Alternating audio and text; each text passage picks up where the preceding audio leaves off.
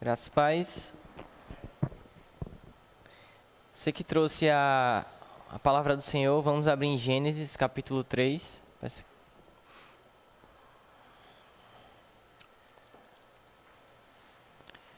Gênesis capítulo 3, o verso 9. Você que está em casa pode estar acompanhando também.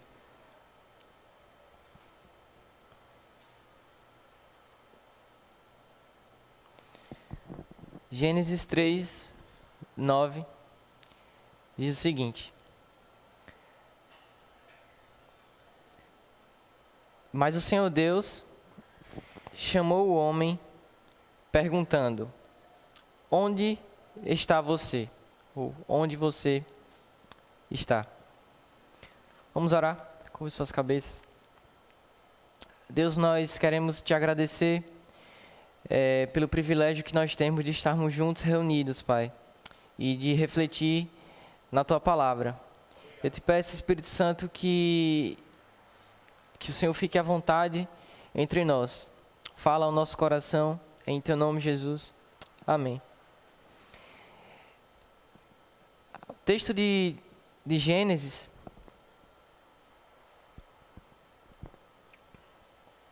nós lemos ele, acho que no domingo passado, ou no retrasado também.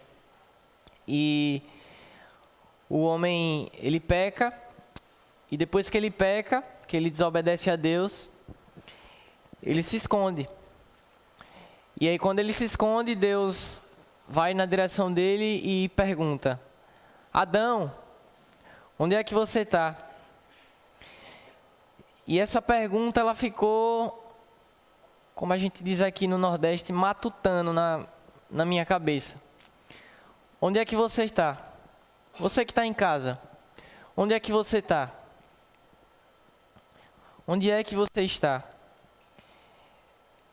E para responder essa pergunta, eu vou fazer uma série de outras perguntas. Eu vou começar com essa. Quem é você? Por que você faz o que você faz? Por que você faz o que faz? Você que estuda, você que trabalha.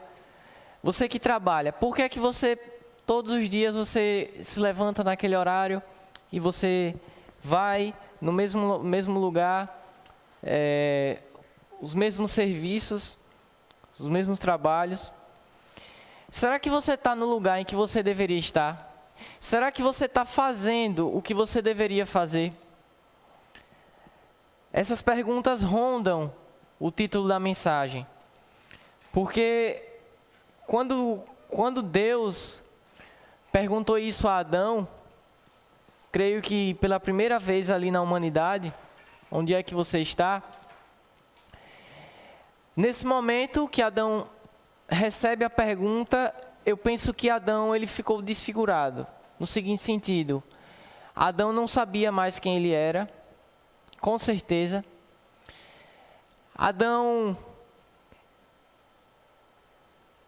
ele não estava no lugar que ele deveria estar, porque se ele estivesse no lugar que ele deveria estar, a pergunta não teria sido feita.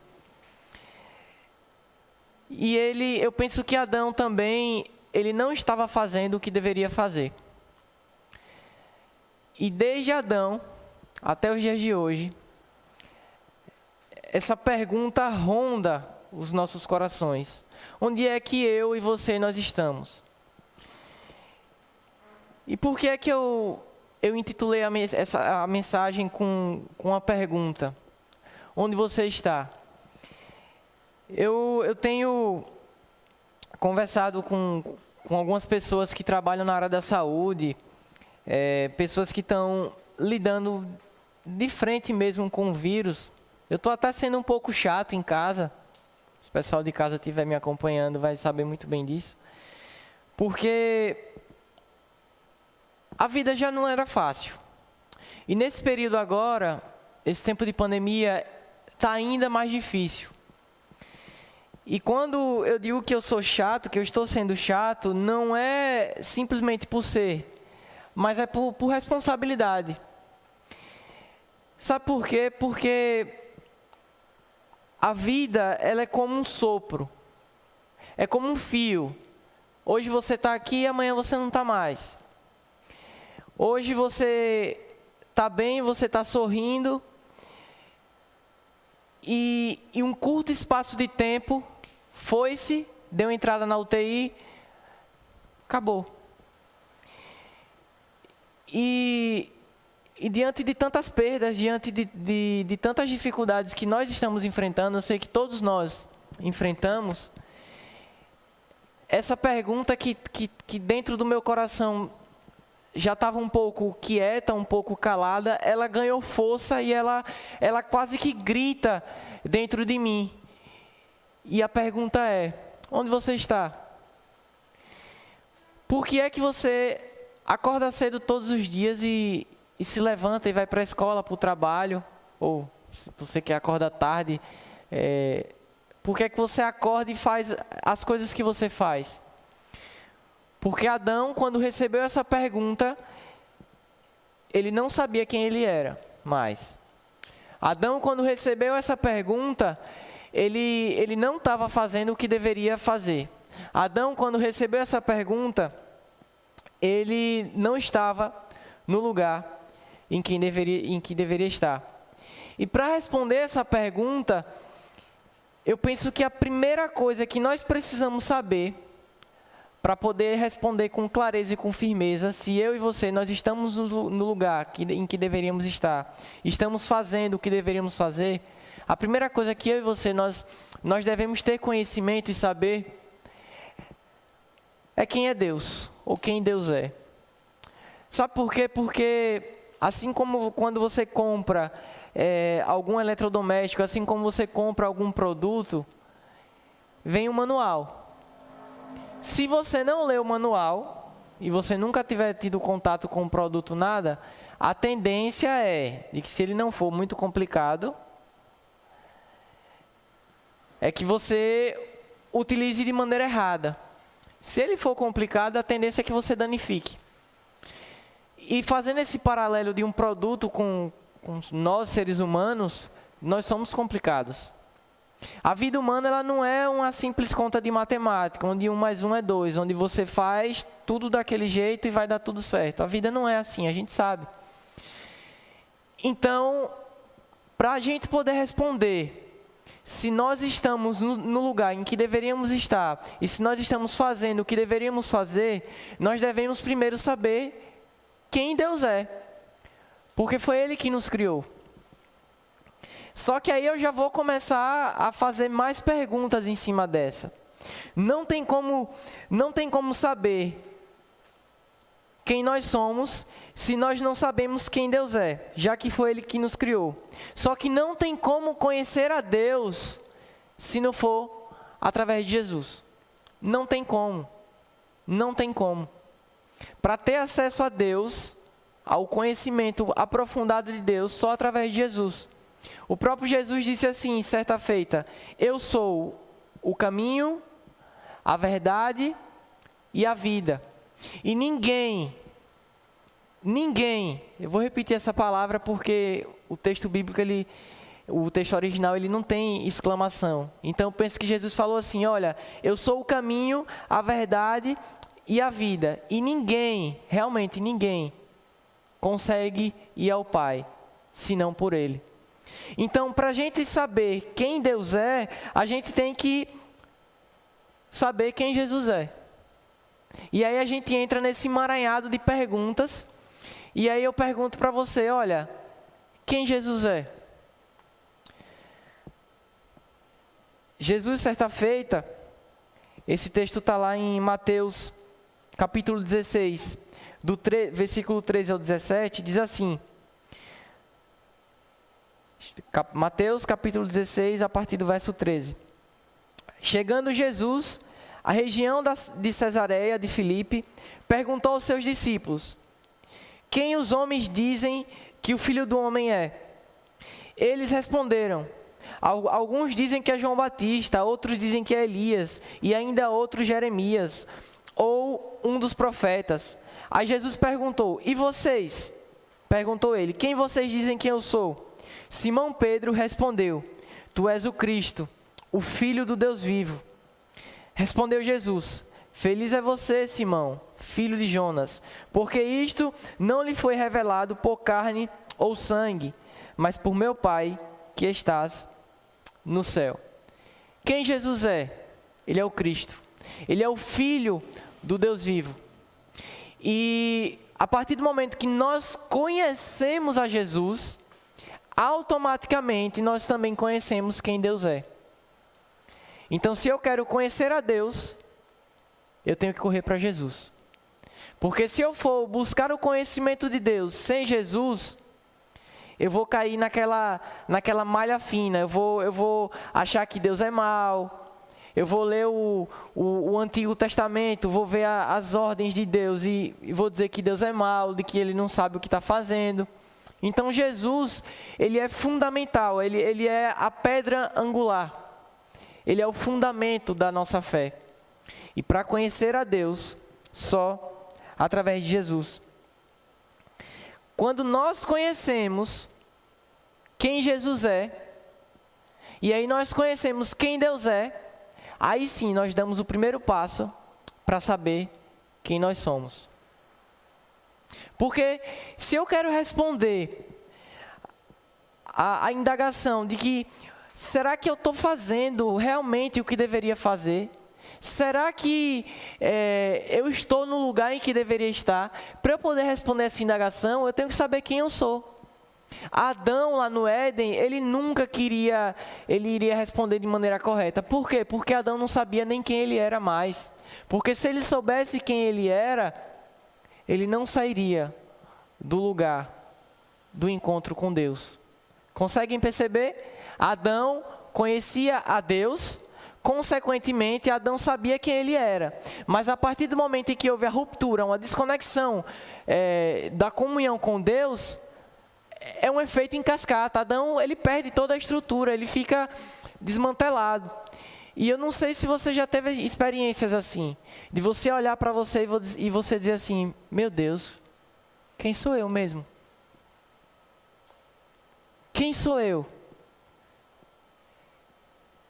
Se você não teve essa indagação, se você não teve talvez essa crise de identidade, essa pergunta no eu interior, mais cedo ou mais tarde você vai ter. Por quê? Porque nós somos ruins. A Bíblia fala que o mundo jaz no maligno e que não tem como a gente não pecar nessa vida. Então, se nós somos ruins, mais cedo ou mais tarde nós vamos fazer algo que vai desagradar. E quando nós fazemos isso, aí nós olhamos para nós mesmos e dizemos: será que era eu mesmo a pessoa que disse aquela palavra? Será que foi eu mesmo que tomei aquela atitude? Paulo, certa feita, diz assim: olha, o bem que eu quero fazer, eu não faço. Mas o mal que eu não quero fazer, esse eu faço. Não é porque eu quero, é porque o pecado que habita em mim me impulsiona, me empurra para isso. Então Paulo, ele olha para si, ele entra numa crise profunda. Ele diz assim: olha, eu sou chamado para ser alguém, mas eu ainda não consigo ser a pessoa para a qual fui chamado para ser. E ele olha e diz: quem sou eu? Davi, certa feita, ele conversando com ele mesmo, ele olha para si e diz assim: por que está abatido a minha alma? Crê em Deus, confia nele. Então Davi, ele tinha essas conversas, sabe? É como se fosse algo, talvez você diz assim: não, é algo de maluco, é algo de doido. Não, todos nós temos, todos nós conversamos conosco. Nós refletimos acerca da vida e nós pensamos mesmo. Então, quando o pecado entra, que há essa ruptura, automaticamente nós perdemos o conhecimento e a conexão com Deus. Perdendo a conexão com Deus, nós não sabemos quem nós somos. E se nós não sabemos quem nós somos, é impossível saber se eu estou no lugar que eu deveria estar, se eu estou fazendo o que deveria fazer. Eu sei que é algo muito simples, né? O que é que o padeiro faz? O padeiro faz pão. O que é que o farmacêutico faz? Ele trabalha com farmácia, com remédios, né? Só que o padeiro, ele não é padeiro o tempo todo. Existe um momento em que ele sai da padaria e ele vai para casa e ele tem um encontro com ele mesmo. E nesses momentos é que nós olhamos e dizemos, será que, no caso do padeiro, né?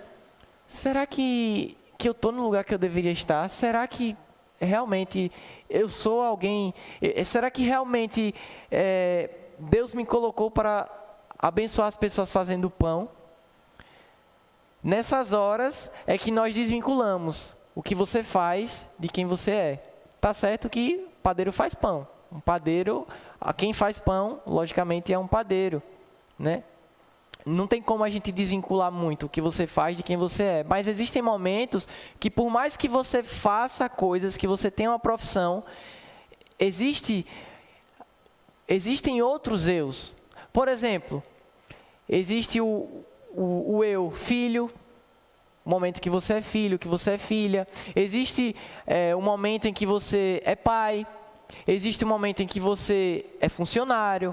Existe um momento em que você é amigo. Então, tem como sim a gente desvincular o que você faz de quem você é. São os papéis da vida. Então, não tem como a gente responder a pergunta se a gente não sabe quem nós somos. Só que você tem o privilégio e a oportunidade de conhecer Jesus e descobrir quem Jesus é, descobrir quem Deus é e, consequentemente, você ganha uma identidade. E a Bíblia fala, ela fala quem nós somos. 2 Coríntios capítulo 5, versículo 17 diz assim: portanto, se alguém está em Cristo, é nova criação. As coisas antigas já passaram, eis que surgiram novas coisas. 1 João capítulo 3, a partir do verso 1 diz assim: vejam como é grande o amor que o Pai nos concedeu, sermos chamados filhos de Deus, o que de fato somos. Por isso o mundo não nos conhece, porque não o conheceu. Amados, agora somos filhos de Deus, e ainda não se manifestou o que devemos ser, mas sabemos que quando Ele se manifestar, seremos semelhantes a Ele, pois o veremos como Ele é. Todo aquele que nele tem esperança, purifica-se a si mesmo, como ele é puro. O que é que o apóstolo João está dizendo aqui? Ele está dizendo o seguinte: olha, lá na frente você vai ser quem você foi criado para ser em plenitude. Hoje, por enquanto, agora, o momento atual, você está caminhando. É um paradoxo, é algo inexplicável, porque ao mesmo tempo que você já é, você está se tornando. Mas a Bíblia diz mais. 1 de Pedro, capítulo 2, versículo 9, diz assim: vocês, porém, são geração eleita, sacerdócio real, nação santa, povo exclusivo de Deus, para anunciar as grandezas daquele que o chamou das trevas para a sua maravilhosa luz. Então, quem você é? Quer que eu diga quem você é? Você é sacerdote. Você faz parte de uma nação santa. Você faz parte de um povo eleito.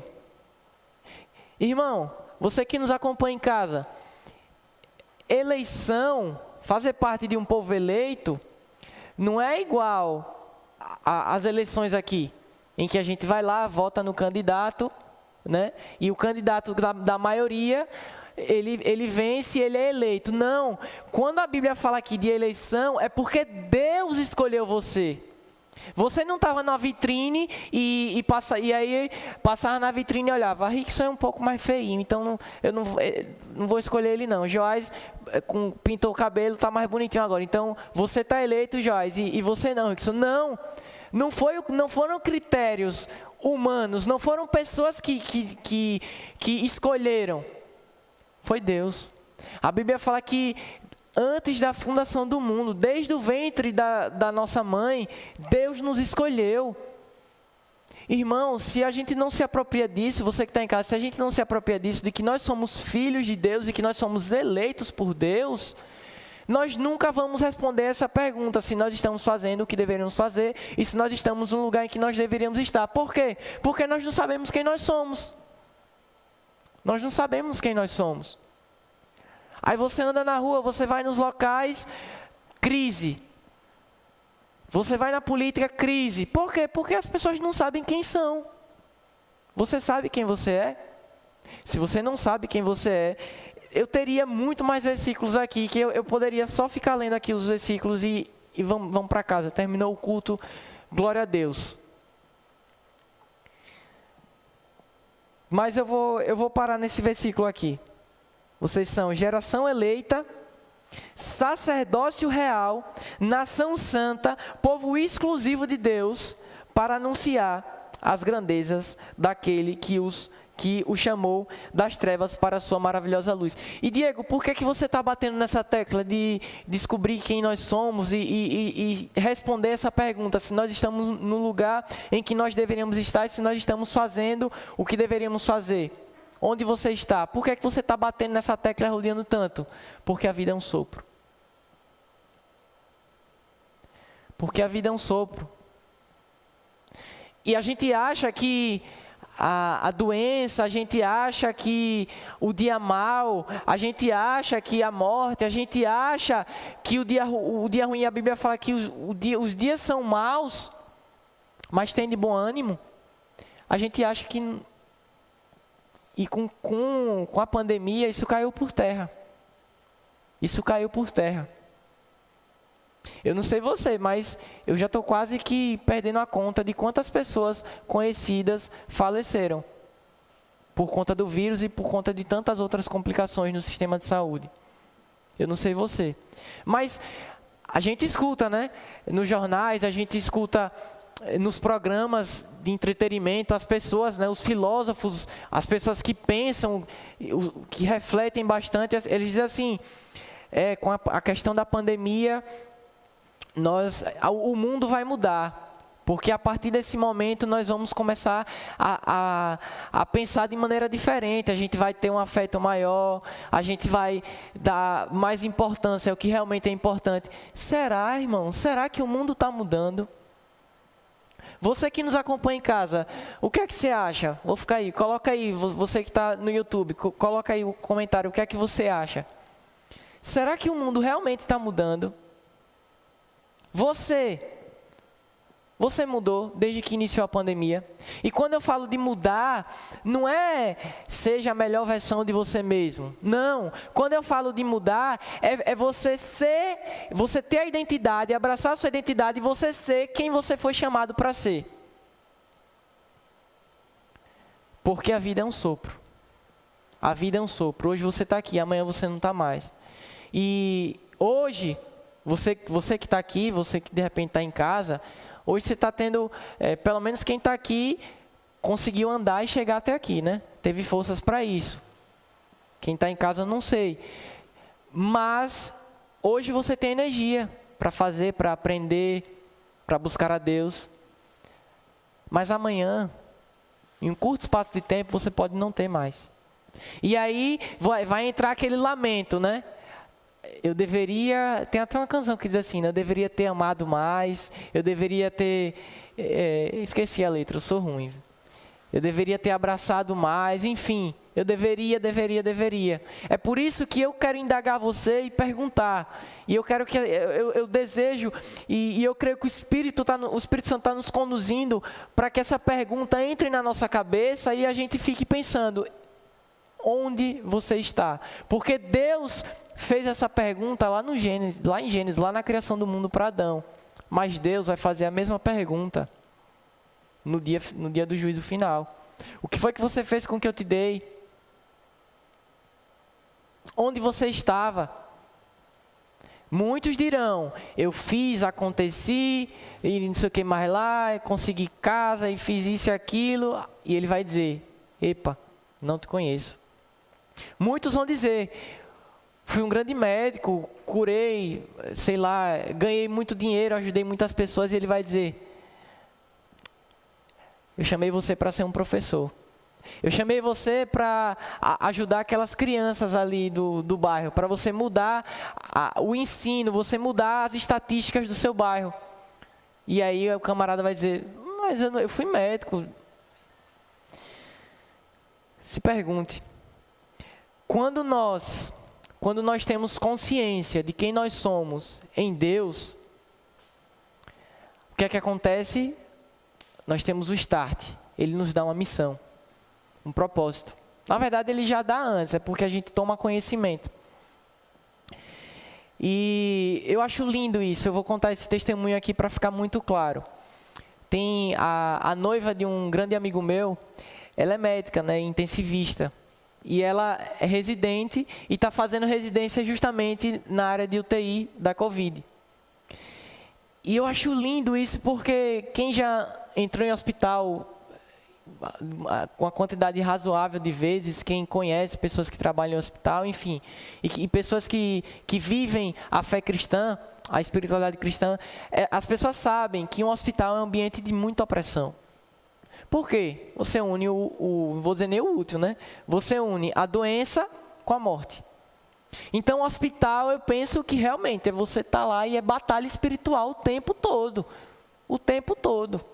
Por quê? Porque de um lado a morte está, venha para cá. Do outro está os anjos que o Senhor levanta lá. É batalha espiritual. E eu até falei, eu comentei, tive o privilégio de poder conhecê-la. E eu disse, olha, eu acompanho muito seu trabalho. E ela sempre está divulgando. Ela fala, olha, está tudo lotado, tome os cuidados, se preserve, não sei o que mais lá, tal. Enfim. E uma das frases que ela disse recentemente me alegrou muito o coração, porque ela é jovem, enfim. E ela disse assim, olha, tá um caos, não tem vaga, nós temos que ser sinceros, ela disse, não tem vaga, tá entupido mesmo, mas eu tô no lugar que eu deveria estar. Poxa, quando ela disse isso, o meu coração vibrou. Sabe por quê? Porque ela poderia, sei lá, de repente fazer residência em outra área, ela poderia, sei lá, abraçar outra carreira, né? Poderia só se preocupar em ser bem-sucedida. Mas essa frase que ela disse impregnou assim no meu coração. Ela disse assim, olha, tá um caos, mas eu estou no lugar onde eu deveria estar, fazendo o que eu deveria fazer. Eu pergunto nessa noite para você, você está no lugar em que você deveria estar? Você está fazendo o que você deveria fazer? Existe uma coisa chamada necessidade. Uma coisa é você fazer algo por necessidade.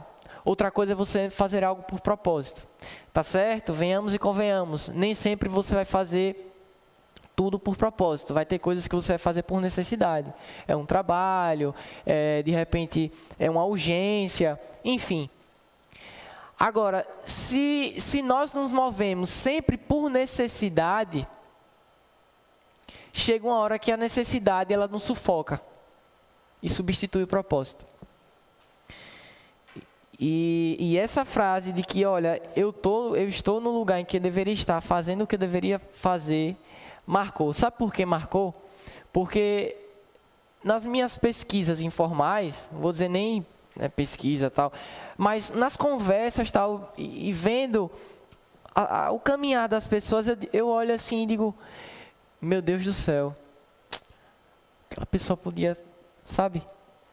Eu não sei se você tem isso, mas às vezes quando eu passo assim na rua e eu olho um local assim, eu olho um local com a placa de aluga, assim, com a placa de venda, minha mente já olha assim, já digo, aqui daria uma igreja, aqui daria um comércio, aqui daria uma instituição, tantas coisas, e aí já começa, sabe? E aí às vezes eu olho para empreendedores, eu olho para as pessoas e a mente, sabe, tão limitada. E eu fico perguntando, será que essa pessoa está no lugar em que ela deveria estar e está fazendo o que deveria fazer? Ele nos dá uma missão. Efésios capítulo 2, versículo 10, é o primeiro versículo de uma vida com propósito. Quem já leu esse livro vai saber. O primeiro versículo que você vê no livro. Olha como eu estou com a memória boa. Porque somos criação de Deus, realizada em Cristo Jesus, para fazermos boas obras, as quais Deus preparou antes para que nós as praticássemos. O que é que o texto está dizendo aqui? Antes de você nascer lá atrás, Deus já separou você e colocou dentro de você um desígnio, uma rota, algo para realizar. No meio do percurso tem muitos percalços, né? Às vezes a gente tropeça um pouquinho, às vezes a gente tá dirigindo, né? Você está dirigindo e de repente um pneu que fura que você tem que trocar, tal. Mas desde antes de você nascer, já tem algo impregnado dentro. Eu costumo dizer, posso até estar equivocado, mas eu creio dessa forma. Diante do relato bíblico, eu costumo perceber e enxergar que existem duas formas de propósito, desígnio. Existe aquele que é bem específico, por exemplo, Jonas, não sei quem conhece a história do profeta Jonas. Deus diz assim, olha, você vai para Nínive, acabou. Você vai, acabou, olha, vai lá, pregue para o povo e tal. Jonas tenta fugir, aí o que é que acontece? Um peixe gigante, uma cachalote, uma baleia, engole Jonas, Jonas passa 3 dias, tal, lá 3 noites, e depois o peixe grande joga ele para Nínive. Ali eu penso que era um desígnio muito específico de Deus. Só que eu creio também que existem desígnios mais gerais. Vou explicar para você. Às vezes, Deus ele não revela algo para mim e para você de maneira, sabe? Não é todo mundo que tem a mesma experiência que Samuel teve, por exemplo. Samuel, ele teve a experiência mais ou menos seguinte, ele estava no quarto dele e ele ouviu uma voz. Samuel, Samuel. Tem até a música, né? Samuel, Samuel, Deus te chama lá no céu. Então, ali foi uma maneira de Deus se manifestar e mostrar a Samuel o desígnio dele. Só que, muitas das vezes, isso não acontece necessariamente, não. Só que, se você, de repente, não recebeu uma visão, um sonho, uma profecia, sabe o que é que você pode fazer? Apresente a Deus. Se é algo que é de boa fama, se é algo que é agradável aos olhos do Senhor, nisso pensai, apresente ao Senhor. Eu tenho certeza que se não for algo que vá contrário à palavra dele, contrário à vontade de Deus, por que que ele não vai conceder? Né? Então, desígnios gerais, desígnios específicos. Mas, quando nós sabemos quem nós somos em Deus, ele nos dá uma missão. Porque Deus está no controle de tudo. Olha que texto, irmão. Provérbio, capítulo 16, versículo 4. Diz assim: o Senhor faz tudo com um propósito, até os ímpios para o dia do castigo. Você sabia? É forte isso. Você sabia que até o ímpio, até aquele desobediente, há um propósito nisso, em ele ser desobediente? Há o propósito do dia do castigo. Então Deus está no controle de tudo. Não romantize Deus. Eu acho que eu já falei isso aqui. Ele está no controle de tudo. Coronavírus, ele domina. Pode acabar amanhã, pode permitir que fique mais tempo. Eu penso que pra gente está até demorando, né? Será que não dava para ter feito já vacina e a gente já está com a vida normal? Mas se a gente coloca os olhos em Deus, sabe como é que a gente pode enxergar? Deus está sendo muito paciente com a humanidade. E Deus está dando oportunidades para que a humanidade se arrependa e se volte para Ele. Ano passado, nós literalmente tivemos que rasgar nossas agendas.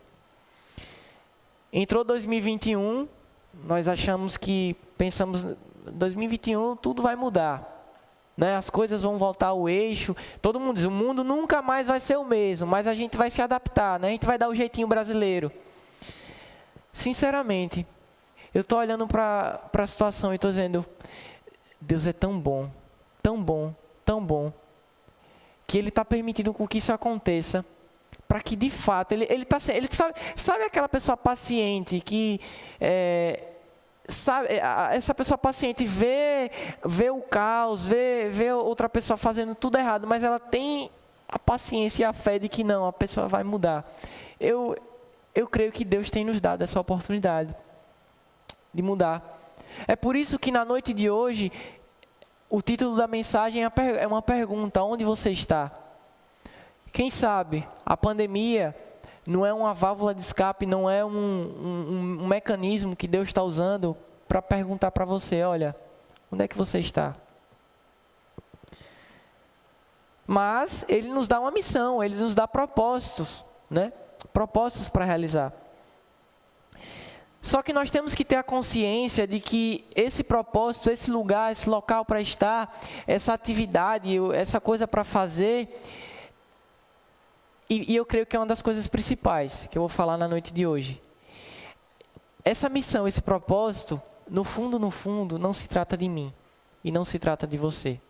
Nem a sua própria missão se trata de você, Rickson. Nem a sua própria missão, Nicinho, se trata de você. Nem o próprio propósito. Não trata. Não trata. A Bíblia diz lá em Romanos capítulo 11, versículo 36. Tornou até em canção, né? Porque dele, por ele e para ele são todas as coisas. A ele seja a glória para sempre.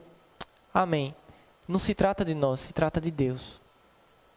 Se trata de um propósito maior de Deus. Se trata de diversos propósitos que vão convergir para a vontade de Deus. E aí eu trago mais um testemunho. Quem aqui conhece uma banda chamada Oficina G3? Levanta a mão, por favor. Porque eu gosto muito. E eu vi uma entrevista com o líder fundador da banda, que é um guitarrista, chamado Juninho Afran. A banda tem mais de 20 anos, eu acho que deve ter uns 25 anos a banda.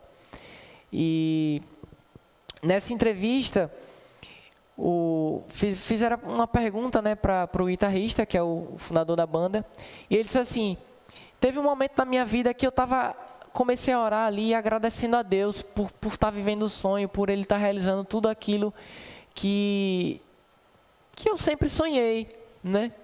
E ele disse que nesse momento ele teve uma experiência tão profunda com Deus, em que ele estava muito grato por causa da banda, né? É uma história muito longa, muito emocionante mesmo, o testemunho dele e da banda. Mas ele disse que teve uma experiência tão forte com Deus, que assim como Samuel ouviu Deus falando, Samuel, Samuel, esse guitarrista, Juninho Afran, ele ouviu Deus falar bem assim para ele: olha, não crie tanta expectativa assim acerca de alegria, de felicidade. Sabe por quê? Porque essa banda, ela não é sua. Essa banda é minha. E nesse momento, os olhos dele se abriu e ele compreendeu que a missão, o propósito, o sonho dele, que estava as coisas dando certo, fluindo, não se tratava dele. Se tratava de Deus, se tratava de um propósito maior. E ele conta vários testemunhos. A banda Oficina G3, eu creio que foi a primeira banda, se não foi a única até hoje, que tocou num evento chamado Rock in Rio, onde vai várias bandas de rock. Ou seja, essa banda Oficina G3, ela foi um instrumento de Deus para abrir os portões em uma área em que era totalmente inacessível. Você toca bateria, né, Rickson, aqui? Se fosse há 20 anos atrás, 25 anos atrás, era praticamente que impossível. Não tinha essa cultura. Rock era demônio. Hoje em dia nós tocamos rock na igreja. E é tão lindo, porque ele conta vários testemunhos. Ele conta uma experiência que ele teve, que ele foi tocar no Uruguai e estava numa praça onde era como se fosse uma cracolândia, cheio de viciados, e do outro lado estava um bocado de crente, assim, enfim. E ele teve experiências com viciados. Ele conta que um dos shows que ele fez, aí fizeram um apelo, né? Quem quer aceitar Jesus? Uma pessoa. E quando só uma pessoa aceitou a Jesus ali, porque a gente olha muito a questão dos números, né? A galera, o pessoal da banda ficou meio que frustrado, assim, né? Não tinha maturidade. Resumindo, depois de alguns anos, uma pessoa chegou para ele e procurou: ei, você é o Juninho, meu nome é fulano de tal, talvez você não saiba quem eu sou, eu estava naquele show. Aí ele: ah, bacana. Aí ele: é aquele show em que uma pessoa aceitou a Jesus, em que uma pessoa teve um encontro com Deus. Ele fala: ah, eu lembro, esse show eu lembro, porque ele estava frustrado, né, na época. E aí a pessoa diz assim: olha, aí ele perguntou, né, como é que está a sua caminhada com Deus e tudo mais. Aí ele disse: olha, eu tô firme com Deus, né, eu estudei, hoje eu sou pastor, e eu pastorei uma igreja que tem em média ali 1000 membros. Aí nesse momento ele diz assim: olha, Deus deu um tapa na minha cara. É como se o Espírito Santo dissesse uma chacoalhada. Tá vendo aí? Você estava olhando lá atrás números. Uma pessoa. Hoje você está vendo aqui que não se trata de você, não se trata de número, se trata de algo muito maior. Então, eu e você, nós temos propósitos de Deus, nós temos desígnios a realizar, mas não se trata de nós.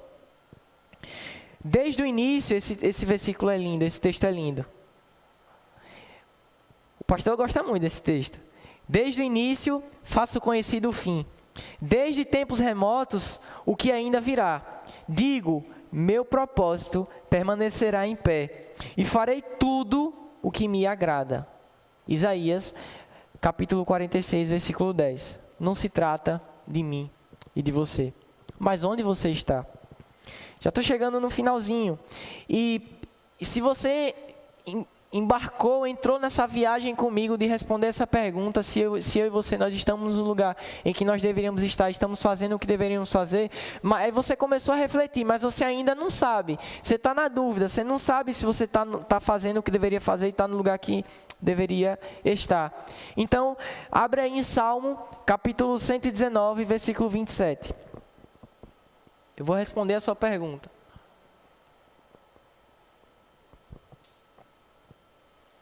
Se você não sabe responder a pergunta que fiz no início, faça o seguinte, repita essa oração a Deus, leia o Salmo 119, versículo 27.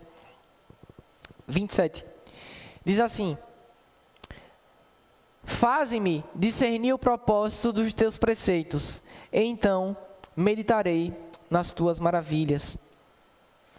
Se você não sabe, pergunte a Deus. Pergunte a mim não. Pergunte a Deus.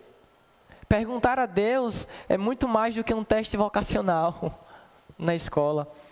Perguntar a Deus é ter a revelação de quem Ele é, de quem você é e qual o desígnio dEle para a sua vida. Pergunte a Deus. Tu, Senhor, guardarás em perfeita paz aquele cujo propósito está firme, porque em ti confia. Isaías 26, versículo 3. Olha, você não sabe se você está onde deveria estar, confie em Deus. Procure descobrir os preceitos da lei do Senhor e confie em Deus. Falar é fácil, todo mundo diz, eu acredito em Deus, eu tenho fé em Deus que vai melhorar. Mas você confia mesmo? Para concluir, se você ainda não sabe se você está no lugar que deveria estar, se você está fazendo o que deveria fazer, eu quero dizer uma frase muito simples para você. Para que você não tenha tanta dificuldade assim, sabe? Se você realmente não sabe de nada, terminou a mensagem, você não sabe. Sabe o que é que você pode fazer? Viva uma vida de honra a Deus. Acabou. Viva uma vida de honra a Deus. Honre a Deus. Aí você vai dizer, Diego, mas como é que eu honro a Deus? Obedecendo. Medita na palavra dele de dia e de noite. E você vai viver, você vai ter sucesso na sua caminhada. Viva uma vida de honra a Deus. Filipenses, para a gente terminar, Filipenses capítulo 1, versículo 6. Estou convencido de que aquele que começou a boa obra em vocês vai completá-la até o dia de Cristo Jesus. Se você não sabe se está no lugar em que deveria estar, fazendo o que deveria fazer, primeiro, conheça a Deus através de Jesus. Conheça Jesus. Comece a empreender suas forças para conhecer a Jesus, porque quando você conhecer a Jesus, Jesus vai dizer quem você é. E quando Jesus disser quem você é, você vai descobrir o seu desígnio, a missão que Ele tem para você. E quando você descobrir o seu desígnio, você começar a se mover no seu desígnio, pode ter certeza que aquele que começou a boa obra, Ele vai completá-la. É quase que um clamor na noite de hoje, para que nós possamos abrir a mente para isso. Por quê? Porque amanhã pode ser tarde demais. Amanhã pode ser tarde demais para conhecer a Deus. Amanhã pode ser tarde demais para descobrir quem nós somos. E amanhã pode ser tarde demais para estar no lugar em que nós deveríamos estar. E para fazer o que nós deveríamos fazer. Amém? Vamos orar. gostaria de fazer uma oração com você.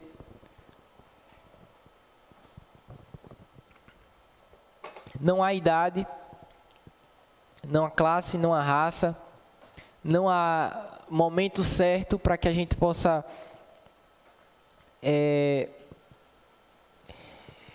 responder a essa pergunta. Não, o momento é agora, já chegou. Vamos orar com suas cabeças. Deus, nós queremos agradecer pela Tua palavra ministrada na noite de hoje.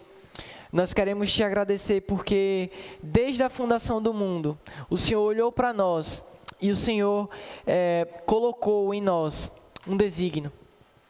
Obrigado, Deus, porque desde o ventre da nossa mãe, o Senhor nos escolheu. Muito obrigado porque nós temos o privilégio de sermos chamados filhos Teus, Pai, filhas do Senhor.